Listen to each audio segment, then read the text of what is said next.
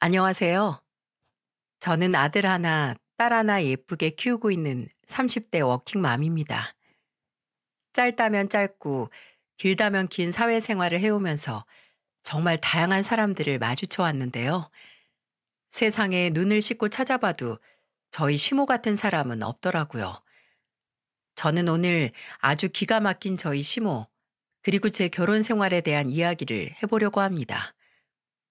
어떻게 사람으로 태어나서 이렇게까지 염치도 없고 얌체 같을 수 있는지, 옛말처럼 정말 사람이 상납 돈도 잘라 먹으려 들 수도 있다는 걸 시모를 통해 제대로 알게 되었네요. 그 전에 먼저 저의 결혼 생활부터 설명을 드려야 할 것 같습니다. 남편과 결혼한 지는 이제 8년 차가 되었어요. 그동안 정말 다사다난한 일들이 있었죠. 저는 작은 시골 마을에서 학생 시절을 보내다가 서울로 대학을 간, 저희 동네에서는 이른바 개천에서 난 용이었어요. 이렇게 말씀드리면 많은 분들이 제가 어려운 학창 시절을 보냈을 거라고 생각하시는데 전혀 아니었답니다. 저희 부모님은 동네에서도 옆 동네에서도 알아줄 정도로 큰 논밭이 있었고 키우는 소가 50마리나 있었거든요. 그래서 저와 제 여동생은 남부럽지 않게 클 수가 있었죠.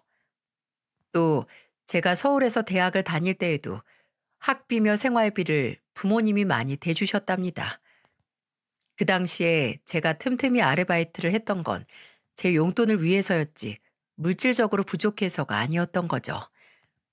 그렇게 학교를 무난하게 졸업하고 감사하게도 곧바로 취업을 하게 되어 회사 생활을 하던 저는 회사 내 지인분의 소개로 남편을 만나게 되었죠. 남편은 당시 이른바 철밥통이라고 불리는 공기업에 다니고 있었어요. 바로 우체국이었죠. 그런 회사의 특성이 아무래도 다달이 월급은 많지 않지만 일 자체가 안정적이잖아요.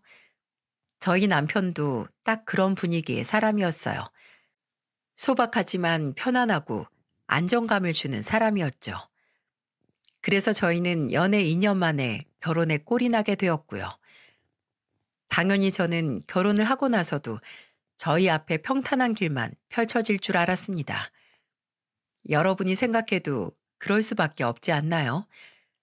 저는 남편만큼 철밥통은 아니지만 제가 다니는 회사에서 능력을 인정받아 실장직까지 진급을 한 상태였고, 남편은 우체국을 10년째 다니며 과장직을 달고 있었으니까요. 둘 다 벌이도 나쁘지 않았고 신혼 초기부터 착실히 돈 관리도 해왔기 때문에 모든 게 순조로웠어요. 그런데 남편 놈이 한순간에 그걸 깨버린 거예요. 여보, 나 할 말이 있어. 나 이번에 회사 그만두고 여지껏 모아둔 돈이랑 퇴직금 합쳐서 사업을 해볼까 해. 뭐? 미쳤어? 요즘같이 경기가 어려운 때 무슨 사업이야? 내 친구 태식이 알지? 이번에 사업하다 알게 됐는데 제조업 쪽이 앞으로 뜬대. 최소 향후 20년 동안은 뜬다는 거야. 말 같지도 않은 소리 하지 마. 당신 지금 남들은 들어가고 싶어도 못 들어가는 철밥통 회사 다니고 있어. 감사한 줄 알아야지. 그걸 그대로 굴러차겠다는 거야? 철밥통은 무슨 쥐꼬리만한 월급 주면서 사람 이리저리 굴려먹기만 하는 곳이지. 여기서는 미래가 없어, 여보. 앞으로 우리 애들 학교 가기 시작하면 들어갈 돈이 무섭게 많아진단 말이야. 지금 버는 돈 갖고는 어림도 없다니까. 애들 뭘 얼마나 고급스럽게 키우려고 그래? 지금도 충분히 우리 애들 잘 크고 있어. 그리고 여지껏 해왔던 것처럼 아껴서 저축하고 자금 굴리면서 애들 키워도 충분하다고. 어디서 사업바람이 들어와갖고 애들 핑계를 대고 있어? 여보, 그러지 말고 나 한 번만 믿어봐. 언제까지 이런 빌라주택에서 살 거야? 우리도 브랜드 아파트 좀 들어가 보자. 내가 당신 지금 하는 일도 안 해도 될 만큼 편하게 만들어줄게. 글쎄, 정신 차리라니까? 남편과 저는 이 문제로 거의 두세 달가량을 옥신각신했죠.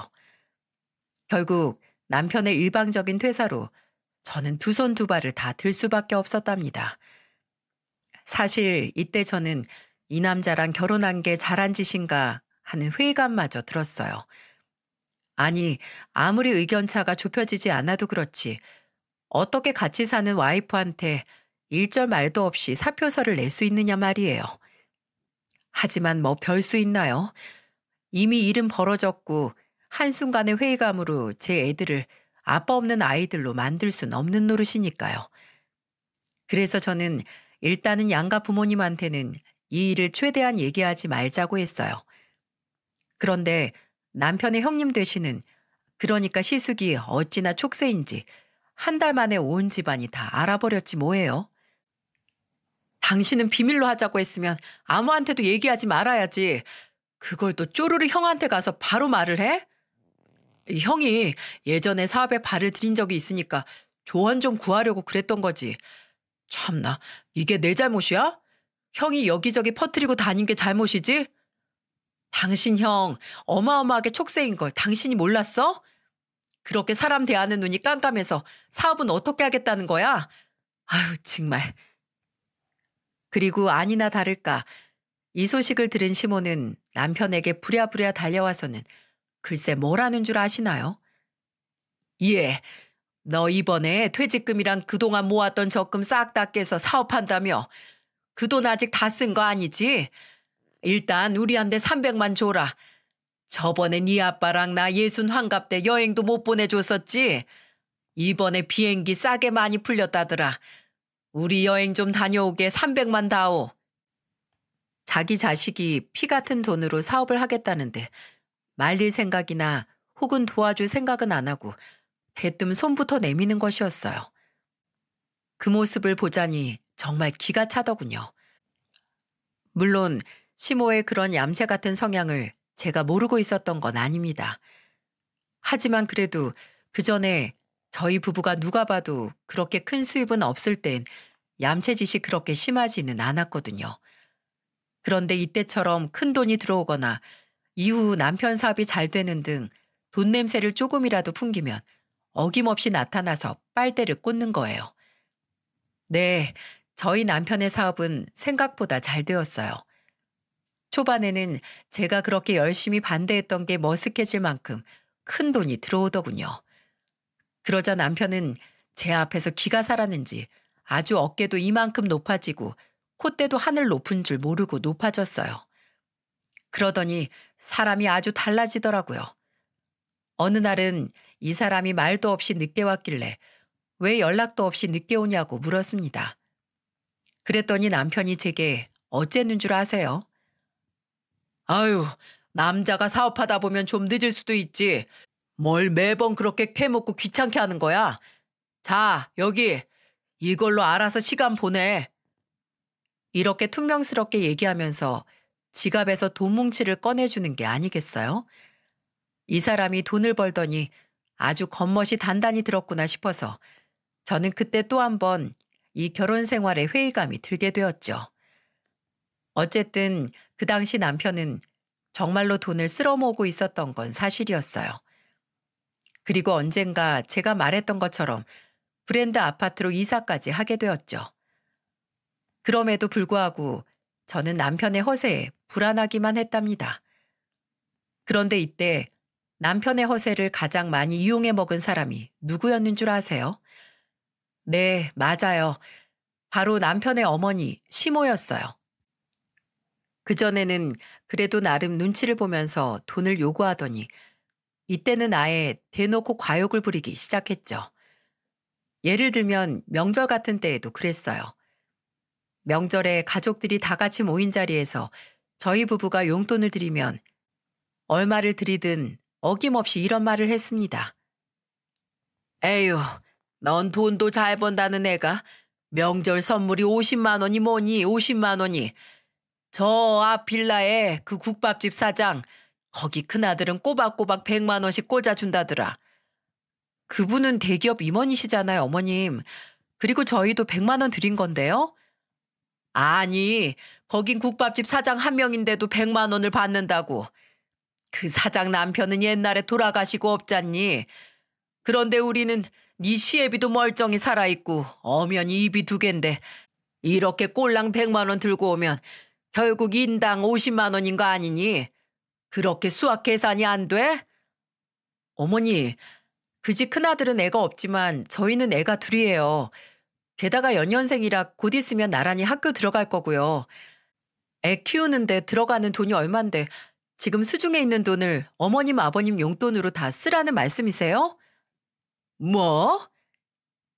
이렇게 저와 시모가 조금씩 언성이 높아질라 치면 시부는 아무 소리 안 하고 조용히 관망하다가 한두 번씩 시모에게 그만하라는 듯 툭툭 옆을 치곤 했죠. 하지만 절대 적극적으로 말리진 않았어요. 그러다 보다 못한 남편이 쑥 끼어들어서 시모가 원하는 대로 해줘 버렸어요. 아유, 됐어, 그만해. 알았어, 엄마. 지금 계좌로 보낼게. 그럼 됐죠? 뭘 이거 몇 푼 가지고 그렇게 따지고 있어? 저는 주방으로 쏙 들어가 버리고 시모는 그냥 제 아들이 주는 돈 보면서 희희낙낙 며느리 욕하기 바빴답니다. 저는 그 모습이 꼴보기 싫어서 커피에 설탕을 안 타고 드리기도 하고 일부러 주방에 있는 병뚜껑이란 병뚜껑은 죄다 최대한 세게 잠궈놓는 등 복수를 했어요. 또 한 번은 신우이 생일이라고 해서 다 같이 모여 예약해놓은 식당으로 가는 길이었어요. 하필이면 저와 아이들 그리고 시모와 신우이 이렇게 5명만 따로 제 차로 출발을 하게 되었죠.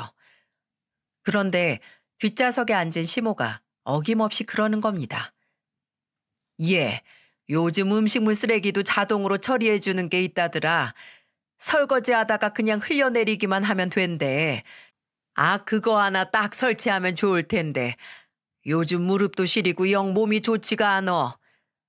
그거 하나 설치하려면 싱크대 다 뜯어 고쳐야 하는데 지금 사시는 집에는 어려워요. 그럼 집을 하나 사주던지. 지금 저희 집 융자가 어머님 집 시세보다 비싸요. 저와 시모의 대화가 또 조짐이 좋지 않자 조수석에 있던 신우이가 제 편을 들어줬어요. 엄마는 뭔 집을 사달래. 이번에 혜미 시집 갈 때 걔네 시댁에서는 혼수까지 싹 다 해줬다더라. 엄마는 올케 언니한테 그런 것도 안 해줬으면서 뭘 집을 사달래? 엄마가 올케 언니 생일에 전화 한 번 한 적이 있어? 너는 시끄러워 이 기집애야. 맨날 지 엄마한테 말하는 말버릇이 아주. 그런데 그때 마침 방지턱이 높은 게 보이더라고요. 그래서 저는 브레이크도 안 밟고 그 방지턱을 그대로 지나갔어요. 뒷좌석에 있는 사람들, 그러니까 제 아이들과 시모는 엉덩이가 반뼘은 공중에 떴을 거예요. 물론 한참 몸이 가볍고 천진난만한 아이들은 까르르 하고 웃었지만 시모는 아니었죠. 애구머니나, 예, 아가, 너 운전 똑바로 못하니? 아이고 허리야. 어머 죄송해요 어머님. 제가 운전을 오랜만에 해서 조금 미숙하네요. 제가 큰 소리 나면 집중 못하니까 사고 나지 않게 조용히 좀 해주세요. 운전대를 잡고 있는 사람이 이렇게 얘기하니 시모는 큰 소리로 뭐라 하지도 못하고 계속 뒤에서 궁시렁댔습니다. 저는 그마저도 듣기 싫어서 라디오를 크게 틀어버렸고요. 그나마 신우이가 제 편을 들어줘서 이 정도로 끝났지. 그렇지 않았으면 저는 그날 일부러 훨씬 험하게 운전했을 거예요. 하지만 이런 제 속을 아는지 모르는지 남편은 시부모님께도 돈을 펑펑, 친구들에게도 돈을 펑펑, 저희 친정 부모님께도 돈을 펑펑 아주 물쓰듯이 쓰고 다녔답니다. 저희 부모님은 그런 남편의 모습을 못마땅하게 보고 있었고요. 그러다가 결국 염려하던 일이 터지고 말았죠. 언젠가 한번 사달이 나겠구나 싶었는데 정말로 남편의 사업은 얼마 못 가 큰 타격을 입게 된 것이었습니다. 자세한 내막은 모르지만 대기업과의 거래에서 큰 사건이 터진 것 같았어요.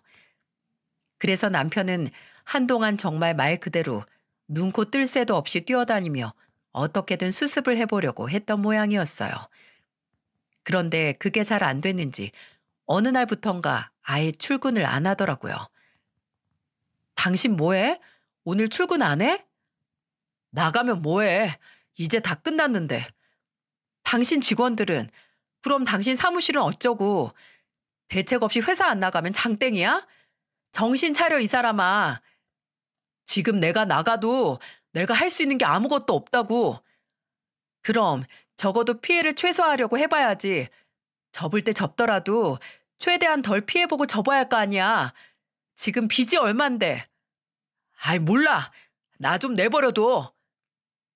이불 밑에서 소리치며 어떻게든 자신이 벌려놓은 일들을 외면하려고만 하는 남편의 모습을 보면서 정말 같이 못 살겠다 싶었어요. 차라리 애들이 더 말을 잘 들었으면 잘 들었지. 다 큰, 아니 다 늙은 애도 아니고 이게 무슨 추한 꼴이란 말입니까? 결국 남편은 계속되는 저의 성화에 못 이겨 꾸역꾸역 회사로 나가 사업을 정리했습니다. 그리고 저희 가족은 살고 있던 아파트를 내놓고 작은 월세집으로 이사를 갔어요. 참 사람 일이라는 게 기가 차더군요. 하루아침에 다 쓰러져가는 집으로 들어오니 앞으로 살 길이 막막했죠. 뿐만 아니라 주변 사람들의 시선도 저희 가족을 힘들게 했답니다. 제 남편이 망했다는 소문은 잘 나간다는 소문보다 10배는 빨리 더 퍼져가는 듯 했어요. 마침 그때 친정 부모님이 저희 집에 오시게 되었어요.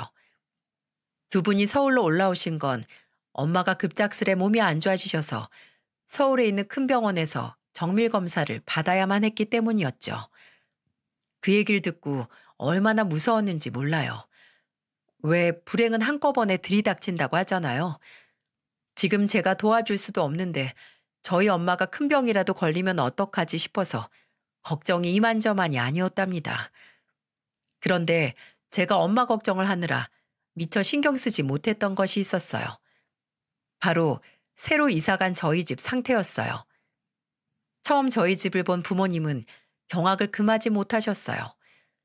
급하게 이사간 곳이 너무 낡고 저렴한 곳이어서 거실장 뒤로 벽지가 너덜너덜하고 장판은 군데군데 뜯겨져 있었거든요. 게다가 친정 부모님이 오신 날은 비가 오는 날이었는데 천장에서 글쎄 물까지 새고 있었어요.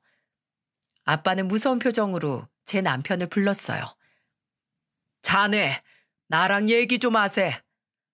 그렇게 둘이서 안방으로 들어가 이야기를 나눴는데 대충 들어봐도 남편이 아빠한테 싹싹 비는 소리였습니다. 그렇게 천지분간 못하고 돈을 펑펑 써대고 허세를 부리더니만 어떻게 집안 꼴을 이렇게 만들어 놓을 수가 있나? 그것도 애가 둘이나 있는 집을. 애들이 이런 환경에서 어떻게 자랄 수가 있겠느냐 말이야. 자네가 그러고도 한 집안의 가장인가? 장인어른, 제가 정말 잘못했습니다. 이렇게 한순간에 사업이 망할 줄은 몰랐습니다. 그땐 손만 대면 다 돈이 벌리는 것 같아서 제가 다시 열심히 일해서 전부 메꾸겠습니다. 저 한 번만 더 믿어주십시오. 어떻게 직원이 10명이 넘는데 그렇게 경거망동할 수가 있나? 어떻게 처자식이 있는 사람이 이렇게 생각이 짧고 무모할 수가 있어? 이래갖고 어떻게 자네한테 내 딸과 손주들을 다시 맡길 수가 있겠느냐 말이야. 저희 아빠는 어지간히 속이 상하신 건지 한동안 남편 혼을 내시고는 방에서 나오셨어요. 나오실 때 문틈으로 살짝 보니 남편은 풀이 죽을 만큼 죽어 있었죠. 저는 그런 남편을 그대로 내버려 두고 친정 부모님을 버스 터미널까지 배웅해 드리러 나갔는데요. 아빠는 자꾸만 무슨 말씀을 하시려고 하다가 마시고 또 하려다 마시는 걸 반복하다가 그대로 본가로 내려가셨죠. 그로부터 일주일 뒤 친정 아빠한테서 전화 한 통이 걸려왔어요. 수연아, 너 집 좀 알아봐라. 집? 무슨 집? 너 애기들이랑 그런 집에서 계속 살 수는 없잖니. 애들 키우는데 환경이 얼마나 중요한데 그런 집에서 한 32평짜리로 한번 알아봐라. 웬만하면 아파트로. 요즘 인천 시세가 어떻게 되는지 잘 모르겠는데 그걸 아빠가 해주시려고요? 한번 알아나 봐봐. 그리고 아빠한테 다시 연락해라. 아빠의 말씀대로 알아보니 그 당시 인천의 32평 아파트의 평균 시세가 한 4, 5억 정도 되더라고요. 그래서 알아본 내용을 말씀드리니 아빠는 논밭의 대부분을 처분하시고 저희에게 그 아파트를 마련해 주셨어요.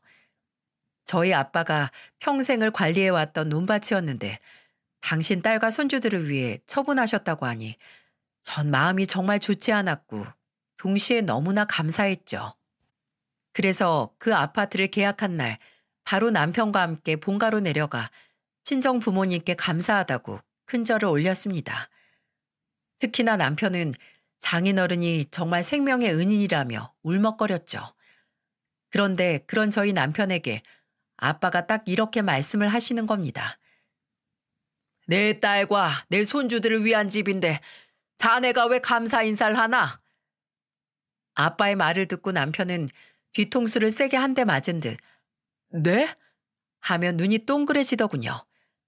사실 저도 놀랐어요. 왜냐하면 아빠가 저한테도 아무런 말씀을 안 하셨거든요. 도대체 남편한테 무슨 말씀을 하시려고 그러나 들어봤는데요. 글쎄 기상천외한 미션을 내려주는 게 아니겠어요? 나는 아직 자네를 못 믿네. 친구 말에 홀라당 다니던 직장을 때려치우질 않나. 그렇게 벌려놓은 사업이 잘 나갈 때는 하늘 높은 줄 모르고 기고만장하다가 제 욕심으로 말아먹을 때는 끝까지 식솔들을 책임지는 모습도 보이지 않고 그저 현실을 회피하기에만 급급했으니 말일세. 자네가 생각해봐도 내가 이해가 가지? 자네라면 자네 같은 사위를 다시 믿을 수가 있겠나? 그러자 남편은 기어 들어가는 목소리로 아니요 라고 대답은 잘 하더군요. 그런 남편을 보고 아빠는 말을 이어갔습니다. 자네는 아주 밑바닥 일부터 제대로 하는 법을 터득해야 되네. 그게 내가 자네를 다시 한번 믿고 우리 딸과 손주들을 맡길 수 있는 유일한 방법이야. 내 눈으로 자네의 변화를 봐야겠단 말일세. 남편은 알쏭달쏭한 표정으로 네라고 대답할 뿐이었죠. 앞으로 한 달 동안 여기로 내려와서 내 농사일 좀 돕게. 내 바로 옆에서 일을 도우란 말일세. 그러면서 자네가 변할 가능성이 있는지 과연 내 딸과 손주를 맡길 수 있는 사람인지 내 직접 판단하겠네. 내 마음에 들면 그때 자네도 내 딸의 집에 들여보내도록 하지.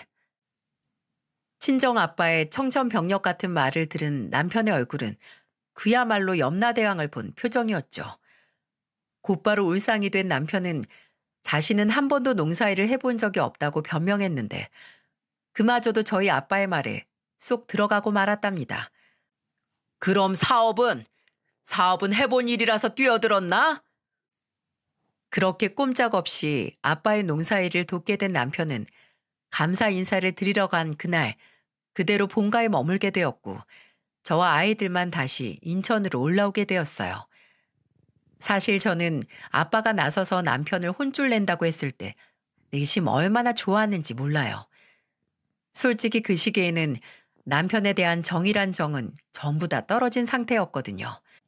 얼마나 정이 떨어졌으면 아빠가 아파트를 마련해 주었을 때도 남편과 함께 살 아파트를 고르는 것이 그다지 내키지 않았을 정도랍니다.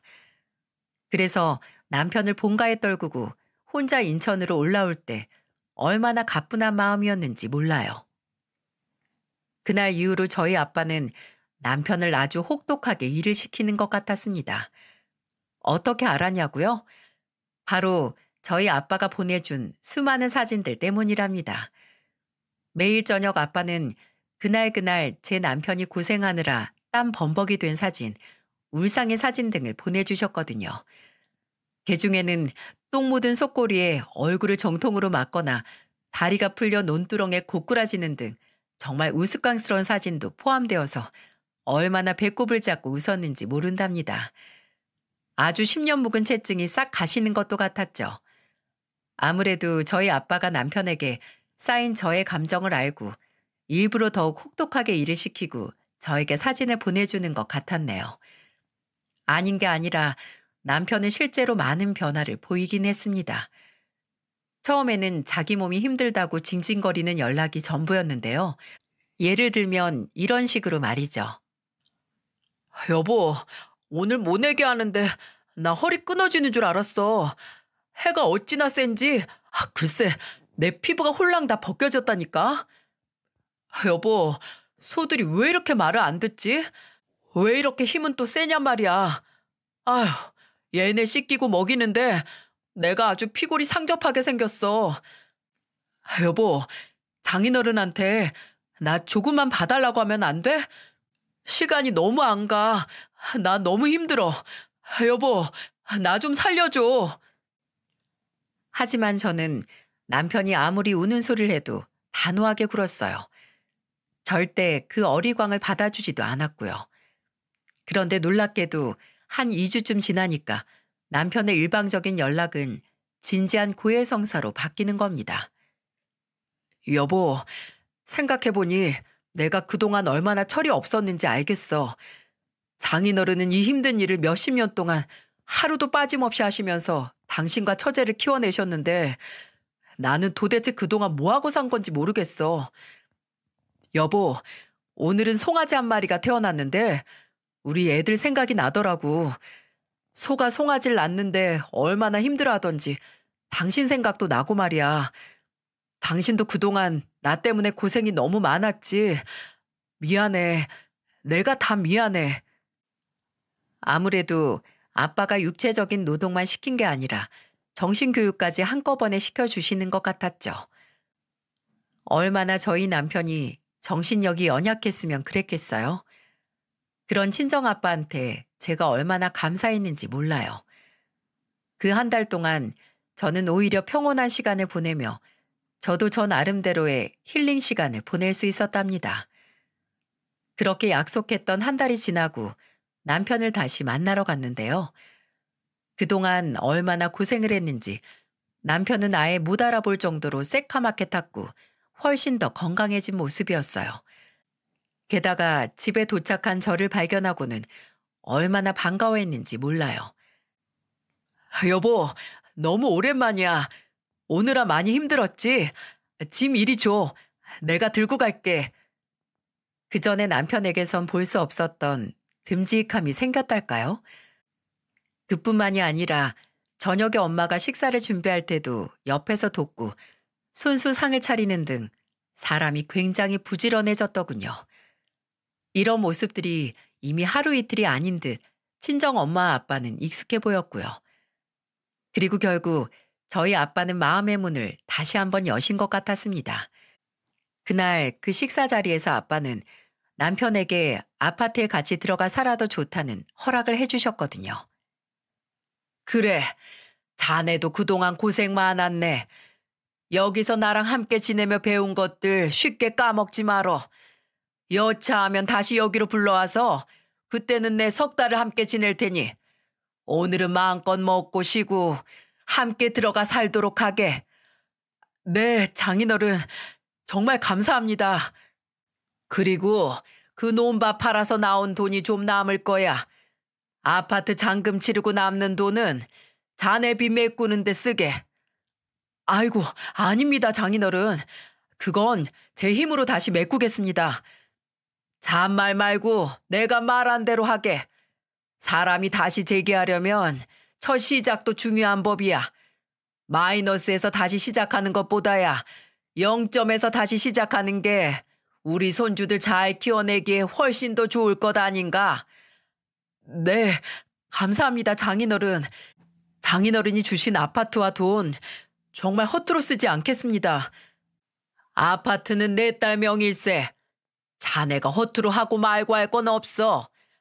아, 그렇군요. 어쨌든 감사합니다, 장인어른. 남편은 아파트가 제 명이라는 말에도 진심으로 아빠한테 감사함을 표했죠. 그 바로 다음 날 저희는 다시 인천으로 올라와 아빠가 말씀해 주신 대로 아파트 잔금을 제외하고 난 나머지 금액으로 남편의 빚을 갚을 수 있었어요. 사실 당장 급한 빚들은 전부 갚았다고 해도 과언이 아닐 정도였죠. 그렇게 함께 다시 한번 잘 살아보자고 이사 준비를 했는데요. 그런데 이사 당일 아주 황당한 일을 겪고 말았지 뭐예요. 사실 그동안 남편이 저희 친정 부모님께 울먹거릴 정도로 감사했던 건 시댁의 역할이 컸습니다. 그전에는 무슨 핑곗거리만 생기면 호시탐탐 남편 주머니에서 돈 떨어지기만 기다리며 얼쩡거리던 시댁 식구들은 남편의 사업이 망했다는 소리를 듣자마자 입을 싹 닫고 외면했거든요. 시모도 시부도 시숙도 그나마 자기 용돈 모아두었던 거 보내준 시누이만 제외하고 모든 시댁 식구들이 갑자기 연락이 뚝 끊겼던 겁니다.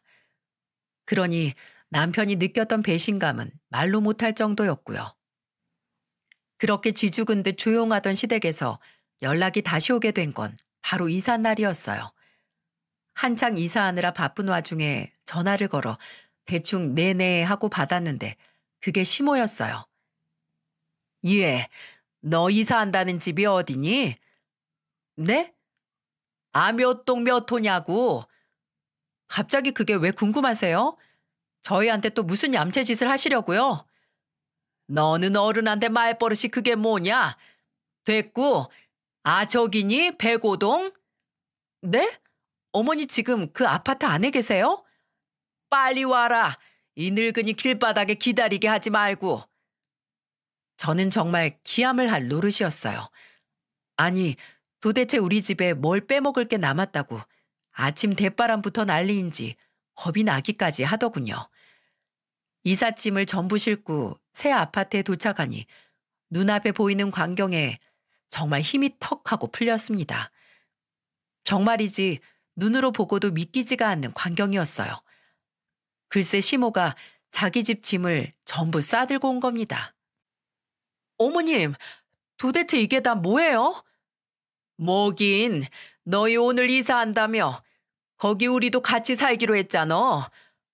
아니, 그게 무슨 말이에요? 누가 누구랑 같이 산다고요? 너희 안방 큰 방 있잖니. 그건 우리가 쓸 테니까 너희는 저 작은 방 쓰면 되겠더라. 아직 애들이 크지 않으니 마지막 남는 방도 같이 쓰면 될 것 같고. 원래 사시던 집은 어떡하시려고요? 그 집은 부동산에 내놨다. 다시 부동산에 전화하셔야겠네요. 그 집 안 내놓는다고요. 우린 같이 못 살아요.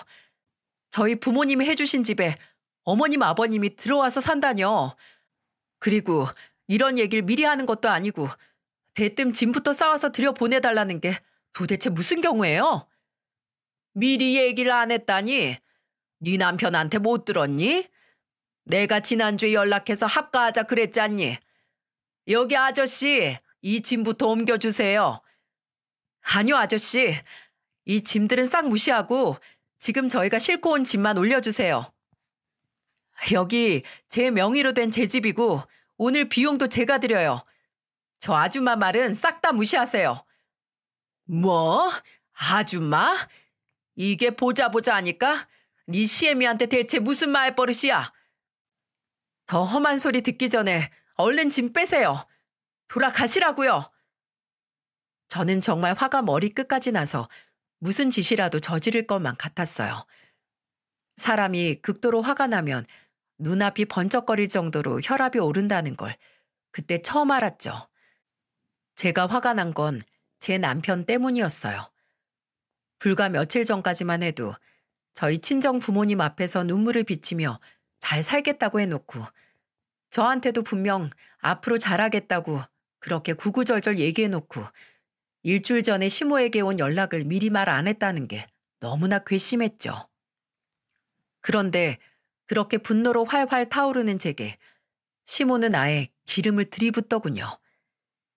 예, 듣자 하니 우리 아들이 니네 친정집에서 한 달 동안 뼈 빠지게 고생하고 왔다면서?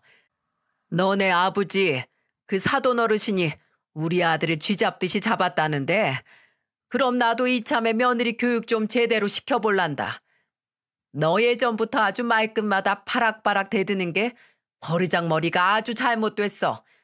아주 잘못돼도 한참 잘못됐어. 너도 이 기회에 나한테 며느리 노릇 좀 똑똑히 해봐라. 알겠니? 싫으면 이혼을 하든지. 뭐라고요? 싫으면 이혼을 하든지 하라고. 제가 시모의 그 말에 순간 벼락 맞은 듯 얼어붙었다가 이내 박장대소를 하며 푸하하 하고 웃어버리자 시모는 놀란 눈으로 저를 이상하게 쳐다보더군요. 오케이. 어머님, 알겠어요. 꼭 어머니 말씀대로 할게요. 만세! 이혼이다! 만세! 세상에 왜 이렇게 간단한 문제를 가지고 끙끙거렸을까요? 이놈의 얌체 같은 집구석, 배신을 밥 먹듯이 하는 집구석이랑은 진작에 연을 끊어야 했었는데 말입니다. 저는 그 순간 시모가 저에게 놀라운 해답을 준 것만 같았어요. 그리고 그 말이 시모의 입에서 나왔다는 게 기가 막혔고요. 저는 그 순간만큼은 진심으로 시모에게 감사하다는 말을 했어요. 어머님, 감사해요. 저희 꼭 이혼할게요. 그럼 어머님 바로 집으로 들어가시면 되겠네요. 저도 제 집으로 그만 들어가 보겠습니다. 잘 가세요. 너 미쳤니? 아니, 그게 무슨 소리야? 야, 어딜 들어가? 나 말 아직 안 끝났어. 약이 바짝 오르고 당황해 바락바락 소리만 지르는 시모는 밖에 내버려 두고 저는 아이들과 홀라당 집으로 올라가 버렸답니다. 밖에서 무슨 소리가 들려오든 신경도 쓰지 않았어요. 저는 기분 좋게 남편에게 문자를 했습니다. 여보, 어머님이 우리 이혼하래. 우리 이혼해. 그러자 남편에게서는 핸드폰에 불이 날 정도로 연락이 오더군요. 하지만 저는 하나도 받지 않고 확인조차 하지 않았어요. 그렇게 한 1시간쯤 지났을까요? 밖에서 남편 목소리가 들려오기 시작했어요. 엄마 여기서 대체 뭐 하시는 거예요? 그리고 마침 그 타이밍에 경비원도 와서 시모를 나무라기 시작했죠. 아줌마 여기서 그렇게 계속 소리 지르시면 안 돼요. 이거 짐들도 빨리 빼세요. 주민들 통행 못하고 있잖아요, 아줌마 때문에. 뒤이어 남편의 목소리가 들렸는데 남편은 정말 그동안의 서름이 다 담긴 듯한 목소리였어요. 그 목소리를 들으니까 제가 남편을 오해했다는 걸 깨닫게 되었어요. 남편의 모습을 제 눈으로 똑똑히 봐야 제대로 믿을 수 있을 것 같아서 저는 베란다를 통해 그 두 사람을 지켜봤습니다. 다행히 저희 집은 3층이라 두 사람의 모습이 아주 잘 보였어요. 엄마, 지금 무슨 짓을 하신 거예요? 이게 대체 뭐 하는 짓이냐고요? 어머, 얘, 너 지금 엄마한테 소리를 지르고 지금 엄마가 무슨 짓을 했는지 알아요? 제 와이프한테 이혼하라고 했다면서요. 엄마가 뭔데 그런 소리를 하냐고요? 저희 힘들 때 엄마가 10원 한 장이라도 도와준 거 있어요? 제 와이프가 저 이만큼이라도 살게 해준 거 몰라요? 근데 엄마가 도대체 무슨 자격으로 이혼을 논하냐고요? 제발 주제를 좀 아세요. 지난주에 제가 이제 연락하지 말라고 했죠? 엄마가 왜 이 집에 들어오겠다는 거예요? 염치도 없어요? 여긴 그리고 제 집도 아니고 제 와이프 집이라고요. 당장 돌아가세요. 제발 저희 집에 그만 좀 빌붙으시라고요. 뭐? 너 키워준 엄마한테 그게 할 소리냐? 그만 빌붙어? 이 천하의 호로 자식을 봤나? 제가 그동안 엄마한테 못해드린 건 또 뭔데요? 때 되면 여행 보내줘. 용돈 두둑히 보내줘. 해달라는 거 다 해줬잖아요. 엄마는 왜 욕심이 끝이 없어요? 사람이 좀 적당히 할 줄도 알아야지. 남편과 시모는 서로 목소리를 높여가며 언쟁을 벌였는데요. 그런데 그때였습니다. 난처해 하는 경비원 뒤쪽으로 저희 시부가 모습을 드러낸 거였어요. 시부는 경비원에게 조용한 목소리로 뭐라 말을 하는데 자신이 알아서 정리하겠다는 말인 것 같았습니다. 왜냐하면 시부의 말을 듣고 경비원은 목례를 하고 돌아갔기 때문이에요. 시부는 낮은 목소리로 시모를 향해 말했어요. 그만해 당신. 내가 여기까지 오지 말라고 했잖아. 돌아와. 당신은 뭔데 끼어들어? 아들들이 다 당신 닮아서 사업 한 번씩 꼬라박는 거 안 보여? 그나마 지 처자식 몸 늙고 좀 멀쩡한 거 마련했나 본데. 그러면 당연히 지 부모도 챙기는 게 아들 도리지. 그게 뭐가 어쨌다는 거야? 당신 그 다 쓰러져 가는 집에 언제까지 있어야 해? 조금이라도 좋은 집에서 살자는 거잖아. 그러자 항상 말없이 조용하기만 하던 시부는 그런 시모를 향해 불같은 호통을 치기 시작했어요. 당신, 그 걸신 들린 낭비병만 아니었어도 우리 집안이 이렇게 무너지진 않았어. 그리고 겨우겨우 여기까지 유지시켜 놨건만 뭐? 다 쓰러져 가는지? 당신이 팔푼이처럼 명품이니 고급 음식이니 돈을 펑펑 쓰지만 않았어도 진작 이런 아파트로 이사 오고도 남았다고. 애들이 겨우 사돈한테 집 하나 얻어서 제 새끼들 제대로 누이고 키우겠다는데 거기가 어디라고 기어들어가. 정신 차려 이 미친 여편네야. 뭐? 미친 여편네? 당신이 젊었을 적만 못하고 벌이가 시원찮으니까 이런 사달이 벌어진 거 아니야. 당신 같은 인간 내가 여태껏 참고 살아준 거에 감사하기나 해. 아무리 며느리며 아들, 남편까지 뜯어말리고 혼을 내도 시모는 자신의 잘못은 요만큼도 받아들이지 못하는 모습이었죠. 그저 악만 남아서 계속 소리만 지르는 게 아주 악기가 따로 없더라고요. 그때 시부는 한숨과 함께 시모에게 최후의 일격을 날렸습니다. 내가 지난주에 분명히 말했어. 당신 애들 집에 얹혀 산다는 미친 집만큼은 못 참아준다고. 그래, 그래서 내 집만 빼온 거 아니야? 나도 당신 집 옮기기 싫어. 당신이 알아서 옮기든지 해. 아니, 그냥 그대로 어디든 가게. 난 이제 당신 같은 여자랑 더는 못 살아. 알겠어? 뭐? 그게 무슨 소리야? 지금 누가 누구더러 같이 못 산다는 소리 하는 거야? 이혼은 우리가 하세. 내 서류도 가져왔으니 여기 당신은 도장만 찍으면 돼. 시부의 입에서 나온 이혼이라는 두 글자에 시모는 두 눈이 튀어나올 만큼 커다랗게 뜬 채 얼어버렸어요. 시부는 그러거나 말거나 시모에게 들고 온 서류 봉투를 건넸죠. 그러자 시모는 진짜로 거의 뒤로 넘어갈 만큼 충격을 받았는지 어버버거리며 말도 제대로 못하더군요. 그러다가 눈이 거의 뒤집힐 만큼 경기를 일으키면서 시부를 향해 소리를 지르기 시작했어요. 당신 제정신이야? 제정신이냐고? 지금 30년을 넘게 같이 산 날 버리겠다는 거야? 이렇게? 내가 없으면 당신 수발 들어줄 사람이 이 세상 천지 어디 있다고 그래? 뭐? 이혼? 이 나이에 이혼을 하겠다고? 유리가 깨지는 듯한 시모의 쇳소리에 몇몇 집에서 거 조용히 좀 합시다 라는 소리가 들려오고 다시 후다닥 경비원이 시모에게 왔습니다.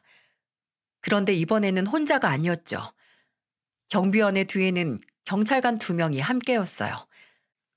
그 경찰관에게 시모를 손으로 가리키며 뭐라고 하는데 아마도 내쫓아달라는 말이었던 것 같았는데요.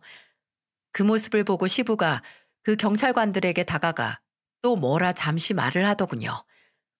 그 말을 다 들은 경찰관은 시부에게 가벼운 목례를 하고 본격적으로 시모를 끌어내기 시작했어요. 나 여기 주민이라고. 주민 될 사람이라니까. 뭐라고 말 좀 해봐. 아들, 엄마 좀 구해줘, 아들. 아니, 아저씨들 지금 실수하는 거라고. 민중의 지팡이가 사람 잡네 아주. 경찰이 사람 잡아. 이거 놓고 얘기해. 나 여기 살 거라고. 시모가 너무나 온 힘을 다해 몸부림을 치자 끌어내던 경찰관 중 한 명이 도저히 못 참겠다는 듯 시모에게 소리쳤어요. 여기도 엄연한 아파트 사유지입니다. 신고받고 온 경찰한테 이렇게 대하시면 공무집행 방해죄로 처벌받으실 수 있어요. 아마 그 경찰관도 웬만하면 빨리 시모를 끌어내고 일을 마무리 짓고 싶은데 시모의 그 듣기 싫은 쇳소리를 바로 옆에서 듣다 보니 귀가 먹먹해져 일부러 그렇게 겁을 준 것 같았어요.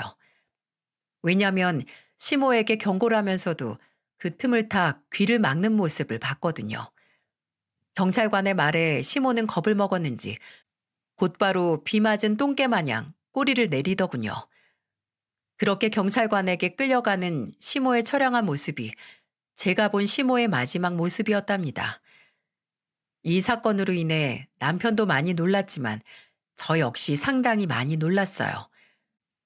특히 시부의 결정적인 한 방이 많이 놀라웠죠. 그도 그럴 것이 평소 시부가 워낙 아무 말도 없고 시모를 따라다니니 저는 둘이 한편인 줄로만 알았거든요. 그런데 과거 시모의 낭비벽으로 인해 그런 아픔을 겪었다는 것에 대해선 까마득히 모르고 있었던 거죠. 곧이어 시부는 저희 남편을 토닥이며 그만 들어가 보라고 말했습니다. 이에 남편은 잠시 머뭇거리다가 곧 집으로 올라오더라고요. 저는 말없이 남편에게 문을 열어줬죠. 남편의 얼굴을 보니 굉장히 혼란스러워하면서도 한편으로는 후련해하는 것 같기도 했어요. 그리고 시부는 정말로 시모와 이혼을 했습니다. 약 한 달 뒤에 남편을 통해 소식을 듣게 되었죠. 이혼이 말이 쉽지 실제로 하려면 재산 분할부터 생활 정리하는 게 쉬운 일이 아닌데 나이도 꽤나 있는 시부가 결단력 있게 전부 처리했다는 게 굉장히 의외였어요. 그래서 궁금한 것도 물어보고 싶은 것도 많았지만 시부는 원래 무뚝뚝하던 그 성정대로 남편에게조차 자세한 얘기는 잘 하지 않았다고 했어요. 그래서 제가 몇 가지 물어보아도 시원하게 대답을 들을 수 있었던 건 이런 몇 가지밖에 없었어요. 그럼 원래 두 분 계시던 집은? 그 집은 어떻게 하기로 했대? 그건 원래 아버지 거라서 아버지가 그대로 사실 거야. 부동산은 그대로 갖고 재산에서만 일부 분할을 했대. 일부가 아니지 꽤 많이 해드렸다며. 두 분이서 같이 사신 세월이 있으니까 어쩔 수 없지. 근데 엄만 그걸 갖고도 돈 없다고 계속 연락을 해오니까 아휴 언제쯤 정신 차리시려고 그러는지 원. 그럼 어머니는 어디서 사신대? 경기도 외곽에 원룸 월세로 들어가셨다나 봐. 당신은 잘 모를 거야. 거기가 이모들 있는 곳이라서 그리로 간 것 같아. 그렇게 돈만 주거라고 밝히더니만 결국 그 나이에 이혼당해 혼자가 된 시모는 그곳에서 구걸을 하고 산다고 했어요. 이혼 후 받은 재산으로 먹을 것도 입을 것도 마련할 수 있었을 텐데 죽어도 일은 못한다며 선택한 게 구걸이라니 솔직히 많이 충격적이었죠. 예전에 어디선가 노숙을 하는 사람들이 전부 거지는 아니라는 말을 들었던 게 사실이구나 싶었어요. 사람이 제 구실을 제대로 못한 채 욕심에 집어삼켜지면 그런 괴물이 된다는 걸 직접 두 눈으로 보게 되니 무섭기도 했죠. 아들과 함께 배우는 한자 학습지에 이런 글이 나오더군요. 손자 삼요라고요. 사람에게 가장 해가 되는 세 가지 중에는 분에 넘치게 사치를 부리는 것과 일하지 않고 놀기만 좋아하는 거, 이 두 가지가 포함된다는데 시모의 꼴이 딱 그 꼴이었던 거죠. 그러니 사람이 망가지지 않을래야 않을 수가 있겠어요? 특히 자녀를 키우면서 저는 오히려 더 성실하고 정직한 모습을 보이기 위해 우리 아들, 딸에게 떳떳한 엄마이기 위해 매 순간 노력하게 되던데 시모라는 사람은 참 다시 생각해도 신기한 사람이 아닐 수 없어요. 그렇게 나이가 60을 넘기도록 제 고집만 부리다가 스스로를 망가뜨렸으니 말입니다. 반면 저희 남편은 제 친정아빠 덕에 전에 없던 성실한 모습으로 일하는 바람직한 일꾼으로 거듭났습니다. 예전에 시모의 이간질로 잠시 의심했던 게 너무나 미안할 정도로 열심히 살고 있어요. 남편은 현재 과거 사업할 때 알아두었던 인맥을 통해 전자기기 공장에서 계약직으로 일을 하고 있답니다. 몸은 고되지만 그래도 페이가 높은 편이고 여기서도 경력을 쌓는다면 점점 몸값을 올릴 수 있다고 해 아예 관련 기술 자격증을 따기 위해 주경 야독으로 퇴근 후엔 공부도 하고 있어요. 그런 모습을 보고 요즘은 전에 없던 애틋한 마음도 생기곤 한답니다. 세상에 우리 남편만한 남편 또 없구나 하고 느끼게 되고요. 저희 친정 부모님도 얼마나 뿌듯해 하시는지 모릅니다. 저는 조만간, 아니 어쩌면 앞으로 천천히 시부와 친해져 보려고 해요. 그동안 너무 말씀이 없으셔서 제가 많이 오해한 부분이 많은 것 같아 죄송한 마음에 앞으로는 더 잘해드리려고요. 저의 이런 파란만장한 결혼 생활에 대한 이야기를 들어주신 모든 분들께 정말 감사드려요. 여러분의 가정에 오늘도 평안이 가득하시길, 저희 시모와 같은 그런 아기는 멀리 달아나게 되길 진심으로 바랍니다.